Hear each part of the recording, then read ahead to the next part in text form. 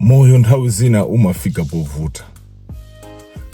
Kusowa ingakhale pogwira.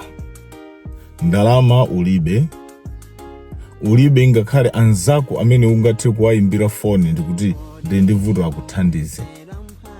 Mwinaso kuwafotokozera anzako iweyo nkungokhala chitonzo. Wafika poti ukupemphera ukuona kuti pemphero lako sili kumvedwa yayi. Kuntchito zinthu sizikuyenda ayi. Banja lako lasokonekera, ana akungopanga zimene wakufuna. Umafika poona kuti kodi ine choti ndikhalire pa dziko pano ndi chani. Satana munthu ali ngati zimenezi amatiopseza, amatipasa mantha kunena kuti palibe chilichonse chimene ife tingakwanise. Koma ndifuna ndikusimikizire ena amayi ndi abambo, ngati Mulungu akupasani moyo kufika tsiku layo, zikusonyeza kuti ali nanu cholinga.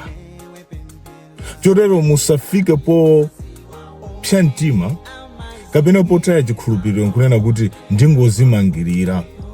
Ndimamva chisoni ndikamawerenga news nkumamva kunena kuti nyamata wa zaka zakuti wazimangirira akuti ife cha mavuto akuti, kapena bambo wakuti wazimangirira. Anthu a Mulungu ndifuna ndikuze moyo utu siwophweka ayi. Moyo huu ndi wamtengo wapatali. Moyo mwini wake ni Mulungu wakumwamba.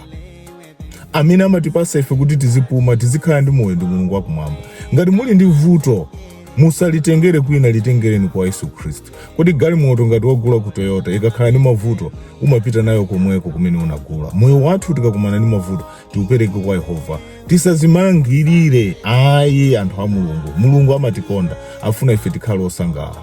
Chitonga mukumana ndi vuto lililonse, pempherani ndipo Mulungu adzakuyankhani. Ambuye amakukondani. Zikomo kwambiri.